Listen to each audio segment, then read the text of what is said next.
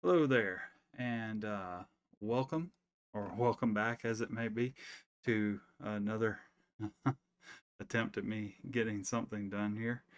Um, anyway, so this is the 100th video, 100. So I wanted to do something special. I've been teasing this for a little while. I've been doing a lot of work on a Christian and gospel music iceberg chart, and this is going to be the result of those efforts. First go here, we're just going to look at just a little intro stuff and probably the first layer that's kind of small. The other layers after this will be much bigger. But before we get into all of that, if you would please for me go ahead and hit that like button if you're going to be into this and digging this. The subscribe and the notification bell next to the subscribe so that you won't miss when I release the next ones, because I'm going to try to do about one of these a week. If I can. The research is a little intensive. I'm only about 2 layers in of finishing out the research, and I'm going to have the link in the comments for the actual iceberg chart itself so that you can look and see for yourself. I will say right off the get go that this is not an exhaustive list. Okay, I seek to include artists or bands that have either personally or as a majority of the group identified as Christian. Consideration is also given for folks that have, or bands that have specifically put out Christian or gospel songs or albums. The iceberg tiers were crafted based on pulling numbers from Last.fm, Pandora, Spotify, and YouTube Music all through about the first quarter of 2022. I grabbed those numbers between January and March, so some of that may change depending on when you're looking at this. This occurred in the first quarter of 2022. And then basically, I aggregated those scores based on listeners, monthly listeners, or subscribers to form a ranking. The top tiers will correlate to those that had the highest ranked entries. So, as you can see, well, no, you can't see it yet. Let's try this. Okay, so as you can see, the top tier, we've got a lot of folks that you'll probably be like, well, I didn't know that they even did anything that was Christian. Some of you may have said, oh, yeah, I'd heard of that. So there's quite a mix in here, but we're just going to try to break it down um, and just see how it goes. So, without any further ado, let's just start at the top. And our first artist was Kanye West. Now, Kanye, of course, is a hip hop, progressive rap, and kind of pop or art pop artist. He's been active since 1996 to the present day, and he actually had the largest following across the various streaming services that I looked up. But in recent news, we know that Kanye released at least one exclusively gospel slash Christian album called Jesus is King, and has had numerous continuing themes of faith in his music ever since. So while you're like, yeah, okay, but he has had those sorts of things uh, percolating in his recent art. So the second on the list, Kendrick Lamar. Now, this is an unconventional inclusion to be sure, but he doesn't stick to the typical themes of the genre. He is a hip hop, progressive rap, jazz rap, West Coast hip hop sort of artist. Has been active since 2004 to the present, and he was our second highest scorer in popularity. I'm sure mostly for his mainstream stuff, but he does have themes of his faith woven through some of his songs. Another interesting inclusion here near the top, you'll notice that a lot of these on this top tier are pretty much strong, solid mainstream artists, but we'll get into others that'll get more obscure as we go deeper and dive deeper. But I just wanted to start us out easy. So next is John Legend.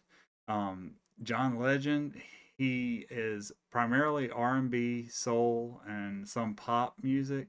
He's been active since 1997 to the present, and John Legend, his music has strong gospel and Christian background influences. In fact, you look at a lot of interviews, and he grew up doing music in church and in church life. Uh, Interestingly to me, before I ever knew him for songs like All of Me or things of that nature, I knew him for doing a song on the soundtrack to the uh, film done by contemporary Christian artist Steve Taylor called The Second Chance. He did a song, and it's really gorgeous. It's the same piano ballad type of stuff that he does, but it's really good. So that's how I'd heard him. And then later, I had to do one of those double takes and come back to it, realizing that, oh, his voice sounds familiar. And then I look back on my soundtrack from this film, and yep, there he was. So next up is NF. He's hip hop and Christian hip hop, and he's been active since 2010 to the present. He started out in Christian hip hop, but he avoids being cast as just a Christian rapper. Okay, you'll find that happens a lot on this chart as we go through. We'll have artists that either start in the kind of Christian sub genre or Christian music industry, and then they get popular, or they develop such a following that they start to move into a mainstream, and a lot of times they don't want that Christian label to sort of hinder them from moving forward in other music. So we'll see that a lot. Of course, to some people, no surprise, the next one on the list is U2. U2 has been active since 1976 until the present. They do a mixture of a little bit of it all on the rock side of things: rock, alternative rock, pop rock, and even a little bit of post-punk here or there. U2, while not labeled and marketed as a Christian band, U2 has been the perennial example of a band composed of many Christians whose themes of faith shine through in their songwriting. So it's very known that Bono is outspoken about a lot of different faith driven causes, a lot of things and things of that nature. So U2 is not really much of a surprise, except for they don't want to be marketed as a Christian band in that sense. Okay. Next up, we move into the realm of country. Country, rockabilly, a little bit of rock and roll, folk, blues, gospel, and even outlaw country. Johnny Cash. Johnny Cash has been active since the late 1950s up until 2003, when, rest in peace, he passed from this life. Although there have been plenty of posthumous collections that have been released in his name. And Johnny Cash, though he had his struggles with different things, he was a very devout believer that even dropped a gospel album or number every once in a while. In fact, some of those posthumous collections contain a lot of remastered and redone of his gospel or Christian songs and hymns. Okay, next up, Van Morrison, probably most famous to the popular culture as Brown Eyed Girl, that song. But Van Morrison has done a little bit of it all: rock, R&B, folk, blues, soul, Celtic music, jazz, soft rock, country, gospel, and even Americana. He's been active since the late 1960s up to the present, and whenever God Shines His Light was one of the first songs on Morrison's 1989 Avalon Sunset album. It also included the song that I know him for, one of his more faith-based songs, "When Will I Ever Learn to Live in God." That was a song that was later covered by another artist that we'll see later in the Iceberg, but a phenomenal guitarist in his own right, Phil Keaggy. Uh, while never explicitly a Christian artist, Van Morrison's faith shines through on these songs that I mentioned, "Whenever God Shines His Light" and "When Will I Ever Learn to Live in God," and many other songs throughout his pretty extensive catalog. Okay. Then we have Carrie Underwood. She's country pop, country rock, and gospel. One of the kind of pop as well as popular within the Christian realm songs that she got well known for was "Jesus Take the Wheel," a meme maker's dream out there on the interwebs, and she has been active since 2005 to the present day. Uh, Although she works from the platform of kind of country pop, she is very outspoken about her Christian faith. Then we continue on with another country artist, Tim McGraw. Tim McGraw is actually kind of special and unique to me because he was actually grew up for a portion of his young life not far from where I live in Northeast Louisiana. And so Tim McGraw does a mixture of country, country pop, country rock, and he's been active since 1990 till the present day. He's also been known for doing roles in faith-based films. He's released a lot of songs that have heavy Christian themes, or at least faith-based themes. A good example, of course, would be the hit that he was involved in, "Live Like You Were Dying." But there have been a ton of others.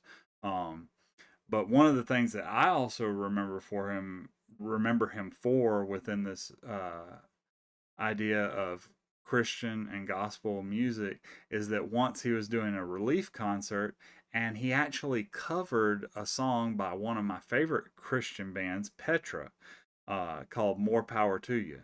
And you can actually find YouTube videos of that performance out on the internet.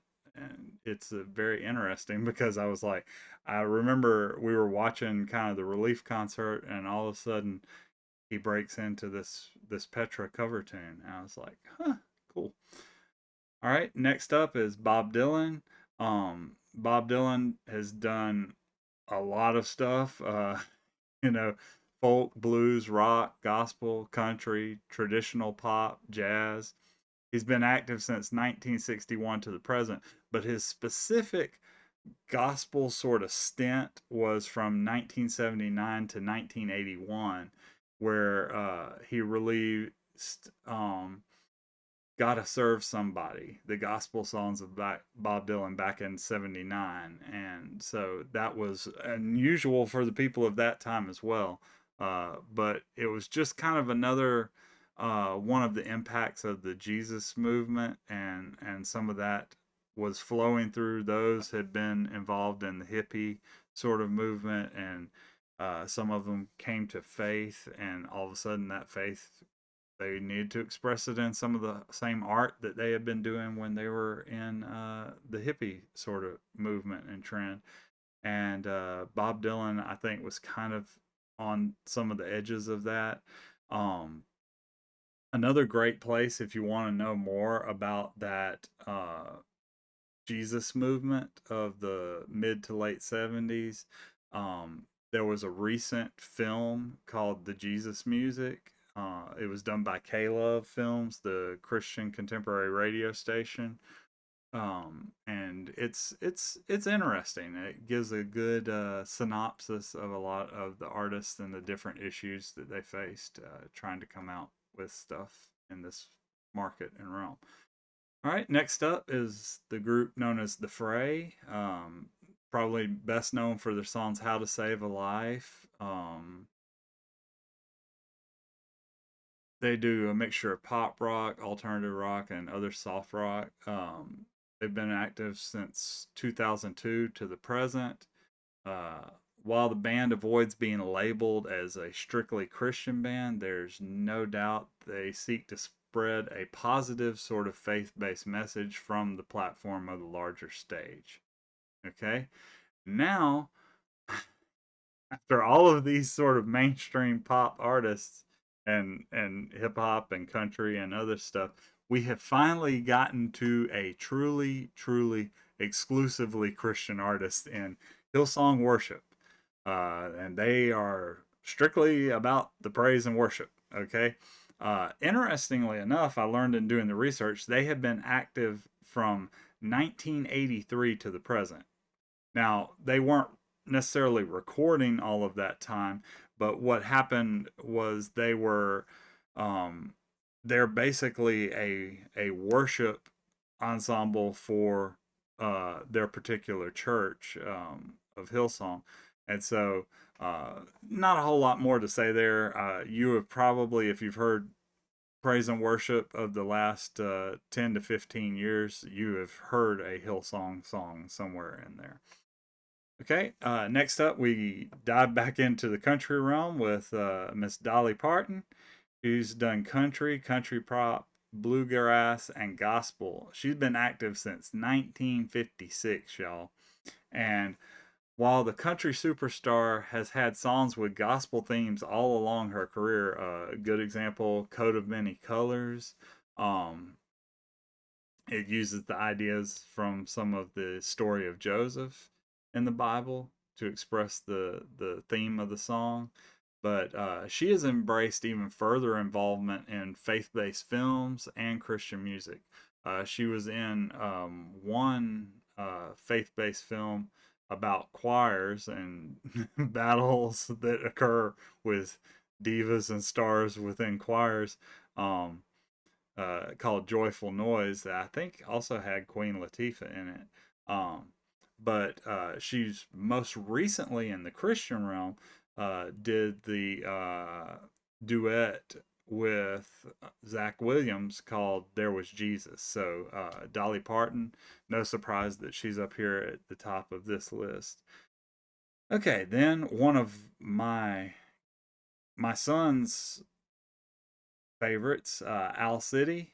Al City, his faith is kind of at the heart of what this artist shares with his positive music.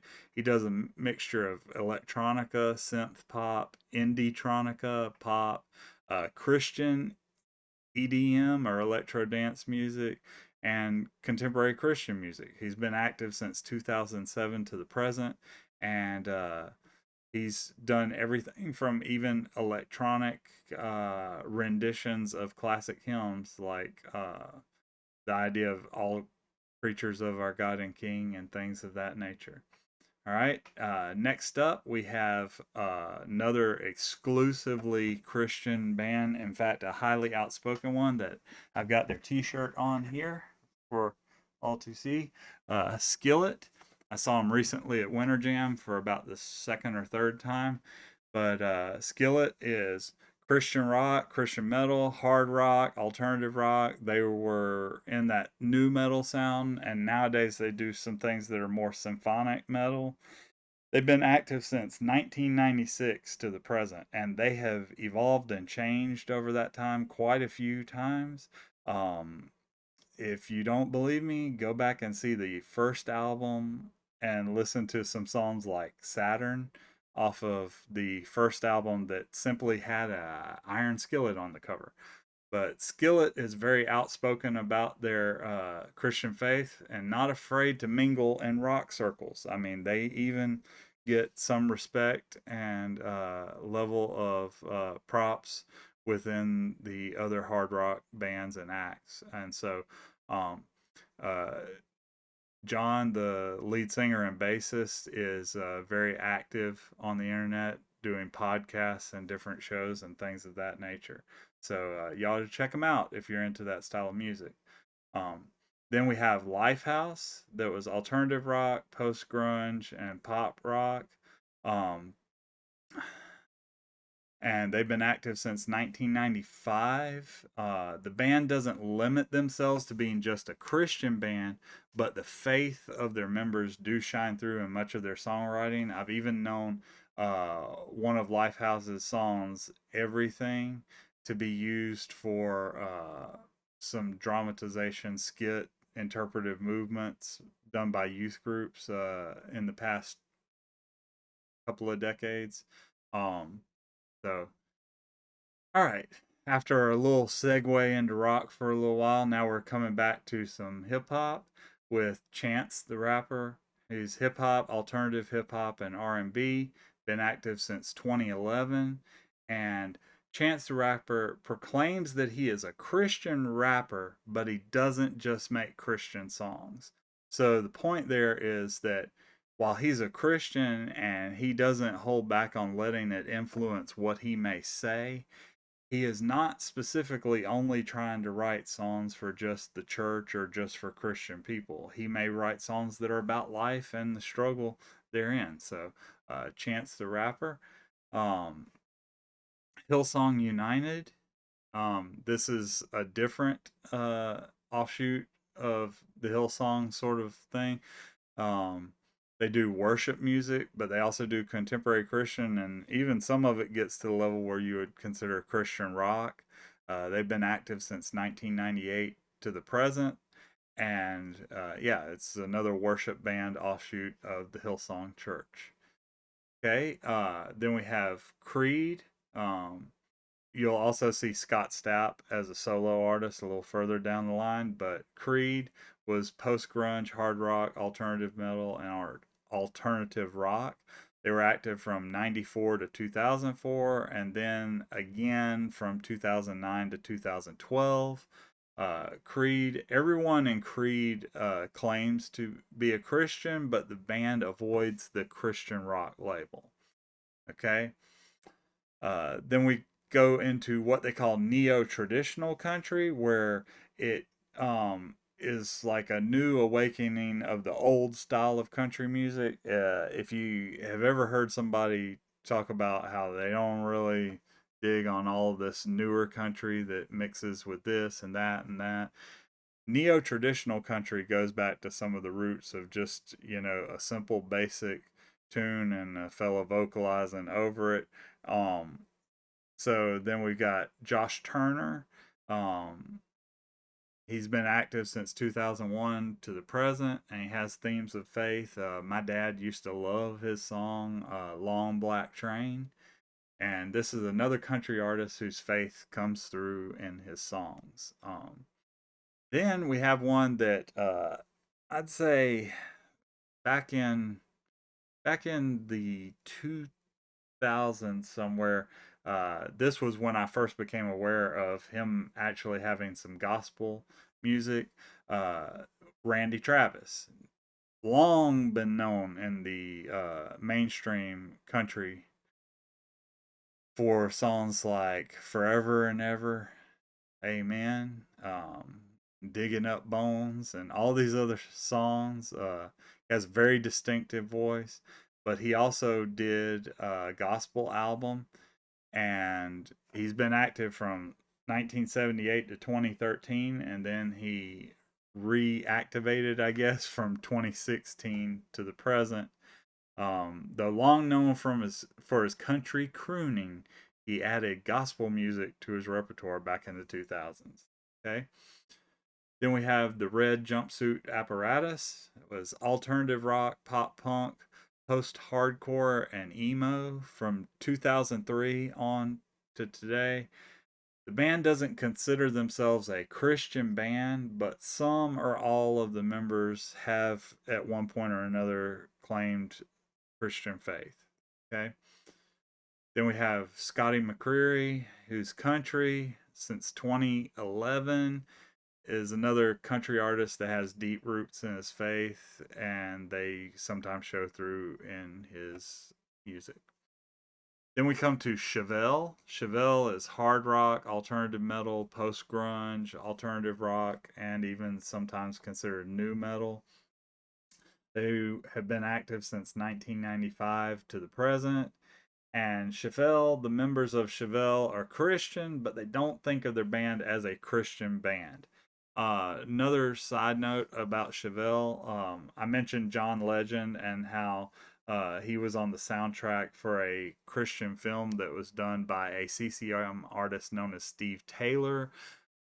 Chevelle was actually on Steve Taylor's record label, Squint Entertainment, when they first started coming out. Another artist that we'll get to probably, I think, in the next level of the iceberg is also on that Squint Entertainment, was where they really broke into some major popularity and crossed over in the mainstream. Another group that has had a long history and has evolved and changed quite a few times is Switchfoot. Alternative rock, post grunge, hard rock, indie rock, Christian rock, power pop, and pop rock. Since 1996, they have been at it. Switchfoot has long maintained that the band is Christian by faith, not by genre. In other words, they're like, we make our music, we're Christians as far as our faith, but Christian is not a genre that we particularly ascribe to in that sense. So Switchfoot there. I can tell you, if you dive deep into that band's history, there are some different sounding songs than the stuff that folks are more used to in more recent days, like Dare You to Move or others of that ilk. Interesting one to try out if you wanted to hear some of their really early debut Christian days would be a song called Chem 6A. Okay, CHEM like chemistry, and then the number 6 and the letter A. It's a very interesting song. That's all I'm going to say about that. Then we come to Anthem Lights, pop rock, Christian pop, and R&B sort of group. Since 2007 they've been playing, and they're basically an American Christian music group originating out of Los Angeles. And that brings us to the end for our top tier of this iceberg. It's been an interesting journey so far, and it will only get more interesting as we go along. As you can see, the next tier, we're going to get into some praise and worship folks, a lot more actual Christian artists, and I will put the link down there in the comments for the actual iceberg that I'm showing here, so that you can actually see some of these links, because sometimes they're links to articles about the artist and information about them. And I'm continuing to work on it. As you can see, we have a long journey into the uttermost depths. Okay, so anyway, that's the first tier of the Christian and gospel music iceberg that I am creating and trying to explain. If you know of some others, if you take a look at the list and you see some others that I might have missed, feel free to drop me a note in the comments, and I will be happy to look into them and see where they fall on things. If someone did not get included, it was either because they were very, very difficult to get a lock on how popular they were as far as numbers, because there were either multiple bands with the same name that added to the confusion, or I really couldn't find anything about them on these other ones. So we're trying to keep it to the ones that I am actually able to research and figure out. I'm not really trying to do a whole bunch of giving that initial, hey, here's your band sort of thing. So we're trying to stick with mostly established artists that have a little bit of an established following. And with that, I guess that just about wraps it up. So till next time.